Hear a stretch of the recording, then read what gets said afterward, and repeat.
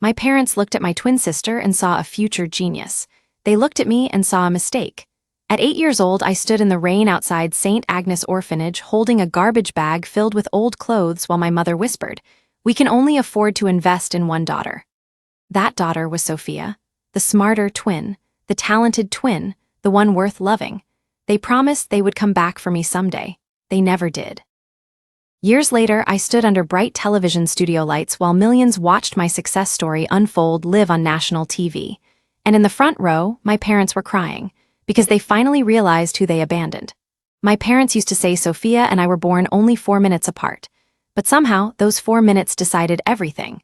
Sophia was the perfect twin, perfect grades, perfect smile, perfect future. Teachers loved her before she even opened her mouth.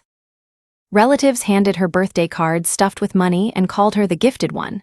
Even strangers noticed her first, and me, I was always introduced second.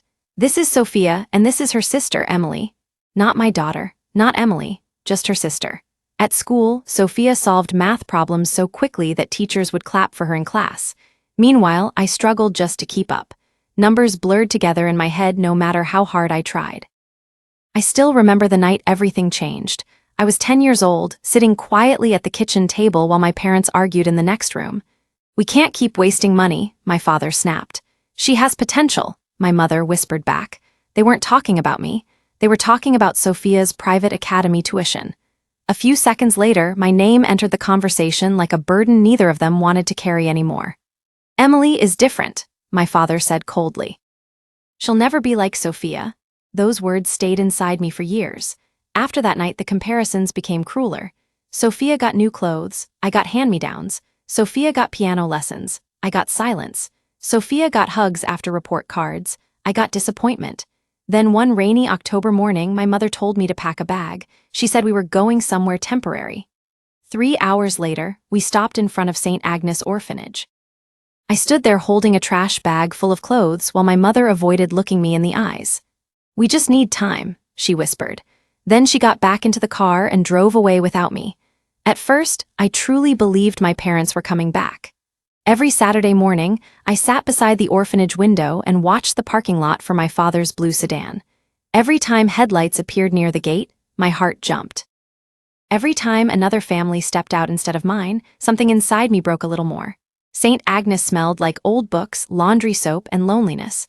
The younger children cried at night for their mothers. The older kids stopped crying completely. I learned very quickly that hope could hurt more than abandonment itself. Weeks turned into months. Months turned into years. Birthdays came and went without phone calls. Christmas mornings passed without cards. Sophia never wrote. My parents never visited. It was like I had died to them. The hardest part wasn't being poor. It was watching other children get chosen. Couples would walk through the orphanage smiling at kids like they were shopping for futures. The younger girls practiced smiling in mirrors before adoption days. I stopped trying. By 13, I barely spoke to anyone. Then one afternoon, Sister Margaret found me sketching alone behind the cafeteria with a broken pencil I'd stolen from school. "You drew this?" she asked softly. I immediately apologized, thinking I was in trouble. But instead, she sat beside me on the bench. The drawing was simple, just the orphanage garden after the rain, but she stared at it like it mattered. "You notice things other people miss," she told me. Nobody had ever said something kind to me without expecting something back. After that day, Sister Margaret started bringing me old art books from donation boxes, torn magazines, half-used notebooks. Tiny things most people would throw away. To me, they felt priceless. For the first time in years, I stopped wondering why I wasn't enough for my parents. And I started wondering who I could become without them. Then one night, while cleaning the chapel after dinner, Sister Margaret looked at me and said something I would never forget. "Emily, sometimes the people who reject you are only rejecting the parts of themselves they cannot understand." That was the first night I cried for myself instead of for my family. By the time I turned 16, I had completely stopped expecting love to rescue me. So I focused on becoming impossible to ignore instead. I spent every free hour in the tiny art room at St. Agnes. While other teenagers talked about parties and relationships, I taught myself graphic design using outdated library computers that froze every 20 minutes. The internet became my classroom. I studied logos, advertisements, branding campaigns, and website layouts. I became obsessed with the idea that creativity could change someone's entire future. Sister Margaret noticed the shift in me immediately. "You work like someone running from a fire," she said one evening. Maybe I was. Because deep down, I still heard my father's voice. "She'll never be like Sophia." I wanted to prove him wrong so badly it hurt. At 17, I started designing flyers and social media posts for local businesses around town. Most of them paid almost nothing, but I said yes to every opportunity. Pizza shops, hair salons, small bakeries, anything. For the first time in my life, people were looking at something I created and saying, "You're talented." Not Sophia, me. Meanwhile, through bits of gossip and old community connections, I occasionally heard updates about my twin sister. Sophia had become exactly what my parents wanted: top universities, academic awards, expensive internships. But there was always something else hidden beneath the praise. Pressure. Every achievement only made my parents expect more. Perfection had become her prison. One afternoon during my final year of high school, Sister Margaret rushed into the art room holding a flyer in her hand.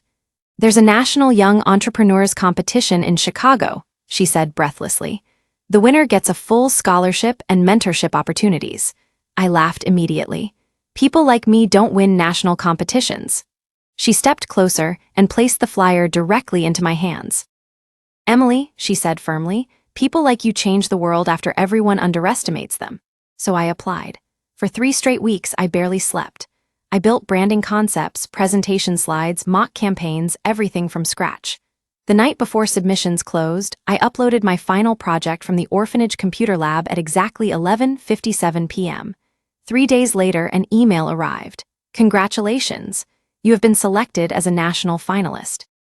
I stared at the screen so long that Sister Margaret thought something terrible had happened. But for the first time in my life, something wonderful finally had. Winning the competition changed everything. The scholarship took me to Chicago. The mentorship opened doors I never knew existed. And for the first time in my life, I was surrounded by people who cared more about creativity than perfect report cards. I worked relentlessly. While other students slept, I practiced presentations. While they partied, I built freelance clients online from my dorm room. By 26, I had launched my own branding agency. By 30, major companies were hiring my team for campaigns worth more money than my parents had probably made in years. But the strangest part? Even after all the success, a small piece of me still wondered why my own family never wanted me. Then came the interview. A national morning show invited me to speak about overcoming adversity and building a successful business from nothing. The studio lights were blinding. Cameras moved across the stage, while makeup artists adjusted microphones and producers whispered countdowns in the background. The host smiled warmly at me. "Emily Carter," she said, "your story has inspired millions online, but very few people know how difficult your childhood really was." I felt my chest tighten slightly. For years, I had avoided speaking publicly about the orphanage, but something inside me was tired of hiding. "I grew up believing I was unwanted," I said quietly. "My parents believed my twin sister had more value than I did. Eventually, they left me at an orphanage and never came back." The studio audience went silent. Even the host looked stunned. Back in my hometown, my parents were watching. At least, that's what I learned later. According to Sophia, my mother started crying the moment she recognized me on screen. My father apparently kept repeating the same sentence over and over. That's impossible. But it was possible. The daughter they abandoned had become successful without them. And suddenly, after 20 years of silence, they wanted to reconnect. 3 days after the interview aired, I received an email. The subject line simply read, "Emily, it's Mom." I stared at the screen for nearly a minute before opening it. Inside was a long emotional message about regret, family, mistakes, and second chances. But one sentence stood out more than all the others. "We always loved you." I actually laughed out loud when I read it, because people who love you don't leave you behind and disappear for 20 years. We agreed to meet at a quiet restaurant near the lake just outside my hometown. The same town where they once left me behind. When I walked inside, my mother stood up so quickly her chair nearly fell backward. "Emily," she whispered, already crying. My father looked older than I remembered. Smaller somehow. The confidence he once carried had disappeared, replaced by nervous guilt hiding behind tired eyes. And Sophia? She sat silently beside them, staring down at her untouched coffee. For a moment, nobody spoke. Then suddenly my mother rushed forward and wrapped her arms around me. "I missed you every single day," she cried. I didn't hug her back. I simply stood there, because the truth was painful. She was a stranger to me now. We sat down awkwardly, exchanging forced smiles while the waiter poured water none of us drank. My father cleared his throat first. "We made mistakes," he admitted quietly. "We thought we were doing what was best for the family." "The family?" I repeated softly. The word alone almost sounded insulting. For the next 30 minutes they explained everything except the one thing that mattered: fear, financial stress, pressure, Sophia's education, difficult choices, excuses dressed up as regret. Then my mother finally asked the question I knew was coming. "Can we be a family again?" Before I answered, another voice interrupted from behind me. "She already has one." Sister Margaret stepped into the restaurant beside two former staff members from St. Agnes. I had invited them without telling my parents. The expressions on my parents' faces changed instantly. Confusion, embarrassment, shame. "These are the people who raised me," I said calmly. "The people who stayed." Sister Margaret smiled warmly at me before turning toward my parents. "There were nights your daughter cried herself to sleep waiting for you," she said gently. "You should know that." My mother broke down completely, but the biggest surprise came from Sophia. For the first time all afternoon, she finally spoke. "You think abandoning Emily helped me," she said bitterly, "but all it did was make me terrified of failing too." The table fell silent. Sophia looked at our parents with tears streaming down her face. "I spent my entire life feeling like your love had conditions." And suddenly, for the first time ever, the perfect twin didn't look perfect at all. The drive home that night felt strangely peaceful, not because everything had been fixed, but because, for the first time in my life, I finally understood something important. Their rejection was never proof that I was worthless. It was proof that they were broken. For years, I believed being abandoned meant I lacked something. Not smart enough, not talented enough, not lovable enough. But standing in that restaurant beside the people who truly cared about me, I realized something my younger self could never have imagined. Love is not measured by biology. It's measured by who stays. A week later, my parents sent another email. Longer this time, more apologies, more tears, more promises to make things right. I read every word carefully. Then I closed my laptop without replying. Not out of hatred, not even out of revenge, but because some wounds heal into scars instead of doors, and scars are reminders, not invitations. Sophia and I stayed in contact after that meeting. Ironically, losing each other as children was the reason we finally understood each other as adults. She admitted she used to envy me sometimes, not because of the orphanage, but because I eventually became free from our parents' expectations while she spent years trapped inside them. As for me, I used my success to create scholarship programs for children growing up in foster homes and orphanages. Kids like the little girl I once was. The girl who sat beside a window every Saturday waiting for a car that never came. Sometimes I still think about her.